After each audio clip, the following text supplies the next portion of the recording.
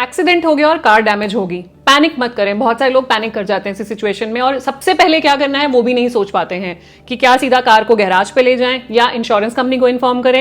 एक गलत स्टेप और पूरा का पूरा इंश्योरेंस क्लेम आपका रिजेक्ट हो सकता है। तो आज के वीडियो में हम बात करने वाले हैं how you can claim from car insurance in India.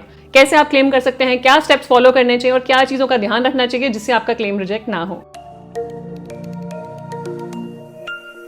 Video start करने से पहले क्विक रिमाइंडर, अगर अभी तक आपने हमारे चैनल को सब्सक्राइब नहीं किया कर लीजिए so that you get the right information at the right time. सबसे पहला स्टेप, जैसे ही एक्सीडेंट हो घबराएं नहीं, गाड़ी रोकें और इंजन बंद करें। अगर चोट लगी है तो मेडिकल एड दें और तुरंत इंश्योरेंस कंपनी को इन्फॉर्म करें। विद इन 24 to 48 आवर्स आपको इंश्योरेंस कंपनी को इन्फॉर्म करना जरूरी है और पूरा बताएंगे, पूरी डिटेल बताएंगे इंसिडेंट की, कैसे हुआ, कहाँ लगी, किस जगह पे आप खड़े थे, आप क्या कर रहे थे उस टाइम, क्या लगा। तो ये पूरा आपको एक्सप्लेन करना है कि पीछे से गाड़ी आई, साइड से आई, कौन सी जगह पे खड़े थे, लोकेशन कौन सी थी, वो सारी इन्फॉर्मेशन आपको इंश्योरेंस कंपनी को देनी है। और ध्यान रखें यही इन्फॉर्मेशन आगे भी आपको सर्वेयर को और बाकी जगह पे भी यही इन्फॉर्मेशन देनी है।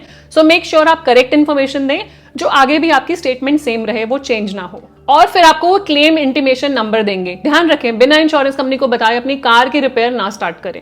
सो पहले इंश्योरेंस कंपनी को बताएं, क्लेम इंटीमेशन नंबर आए, उसके बाद दूसरा स्टेप फॉलो करेंगे। दूसरा है कि डॉक्यूमेंट और एविडेंस कलेक्ट करना। तो जहां पे भी एक्सीडेंट हो उस साइट पे थोड़ी माइंडफुलनेस दिखाएं। अपने फोन से फोटोज लें कि कहां पे क्या डैमेज हुआ है, कौन सी लोकेशन पे डैमेज हुआ है, एक वीडियो बना लें। जिस कार ने डैमेज करा या जिस व्हीकल से डैमेज हुआ उसकी नंबर प्लेट की वीडियो और क्या कितना लगा है वो सब वीडियो बना लें। वो डॉक्यूमेंट अपने पास रखें कि जो किस एक्सटेंट का डैमेज हुआ है वो उससे पता लगेगा। तो एक एविडेंस होगा जो हो सकता है बाद में ना मिले, तो आपके पास ये एविडेंस होना चाहिए because evidence is the king. Claim के लिए जो डॉक्यूमेंट्स चाहिए वो रेडी रखें, जैसे कि policy copy, registration certificate that is your RC, driving licence, FIR copy अगर डेथ हुई है या इंजरी हुई है तो वो FIR कॉपी भी होगी, या अगर चोरी होती है गाड़ी की तो भी FIR कॉपी लगती है।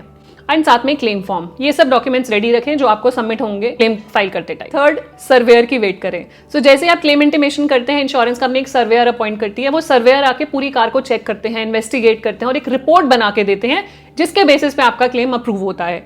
तो सर्वेयर के आने से पहले कुछ भी रिपेयर ना शुरू करवाएं, वो आके पूरा इन्वेस्टिगेट करेंगे, रिपोर्ट बना के देंगे इंश्योरेंस कंपनी को, उसके बेसिस पे आपका क्लेम अप्रूवल होता है। फिर आपको नेटवर्क गराज देखना है कि आपके कौन से गराज नियरेस्ट हैं जो नेटवर्क में है, जहां पे कैशलेस आपकी कार ठीक हो सकती है, उन्हीं गराजेस में जाना है। फॉर एग्जाम्पल आपकी एक्स कंपनी से इंश्योरेंस है, एक्स कंपनी की वेबसाइट पे या ऐप पे आपको नेटवर्क गराज दिख जाएंगे कि ये नेटवर्क गराज है, आप यहाँ पे चले जाइए तो कैशलेस आपकी कार रिपेयर हो जाएगी। अगर आप नॉन नेटवर्क जाते हैं तो रीइंबर्समेंट में आपको जाना पड़ेगा, मतलब पहले आप पे करेंगे और फिर इंश्योरेंस कंपनी पे करेगी। नेक्स्ट स्टेप है अंडरस्टैंड योर कवरेज स्कोप। अब आपकी पॉलिसी में क्या क्या कवर्ड है, कार कितनी पुरानी है, उसमें आपने एड ऑन्स कौन से लिए हैं, जीरो डेप्रिसिएशन लिया है कि नहीं है जिसमें आपको फुल क्लेम मिलता है, कंज्यूमेबल्स कवर करे हैं कि नहीं करे, इंजन में डैमेज हुआ है तो इंजन कवर करा है कि नहीं करा, टायर्स कवर करे हैं कि नहीं करे, फुल कवरेज है कि नहीं है, और अगर गाड़ी को ज्यादा लगी है तो RTI कवरेज आपने ली है कि नहीं ली है, रिटर्न टू इनवॉइस।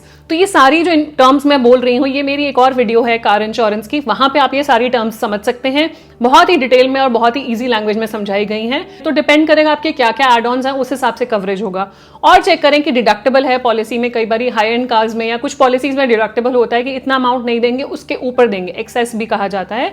तो वो फाइनल सेटलमेंट के टाइम पे आप चेक करेंगे।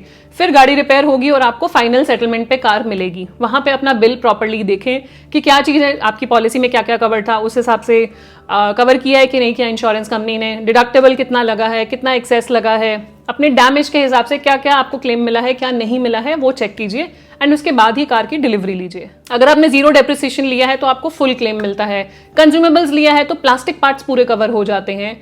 सो यही देख लीजिए कि आपके कवरेज में अगर वो इंक्लूडेड है तो क्लेम में भी सेटल होने चाहिए, तो उस हिसाब से आपका फाइनल सेटलमेंट होगा। और कार इंश्योरेंस में सबसे जरूरी टिप जो हम कर लेते हैं कई बार, अगर थर्ड पार्टी क्लेम आया है, मतलब किसी थर्ड पार्टी को नुकसान पहुंचा है आपकी गाड़ी से, या एक्सीडेंट के दौरान थर्ड पार्टी को नुकसान पहुंचा है, तो खुद सेटल करने की कोशिश ना करें, इंश्योरेंस कंपनी की और कोर्ट की वेट करें कि वो थर्ड पार्टी क्लेम सेटलमेंट करेंगे, क्योंकि आपकी पॉलिसीज में थर्ड पार्टी इंश्योरेंस कवर्ड होती है। अगर आप खुद सेटल कर देंगे तो फ्यूचर में आप लीगल फाइट्स में फंस सकते हैं। तो मेक श्योर कि आप सेटल ना करें। आपकी कार में जो कार इंश्योरेंस का कंपोनेंट होता है, आप देखेंगे उसमें एक कंपोनेंट होता है लाइबिलिटी कवर, एक होता है ओन डैमेज।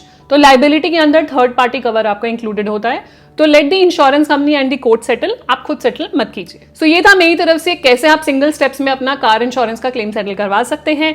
जैसे कि मैंने कहा, और डिटेल में कार इंश्योरेंस को समझना चाहें, उनके टर्म्स को समझना चाहें, उनके हिडन क्लॉजेस को समझना चाहें, तो हमारी डिटेल्ड कार इंश्योरेंस की वीडियो देखना ना भूलें। अगर वीडियो यूजफुल लगी हो तो प्लीज शेयर कीजिएगा फ्रेंड्स एंड फैमिली के साथ। एंड अगर अभी तक आपने हमारे चैनल को सब्सक्राइब नहीं किया है, कर लीजिए, so that you get the right information at the right time. मिलते हैं नए टॉपिक और नई वीडियो के साथ। Stay safe, take care, bye bye.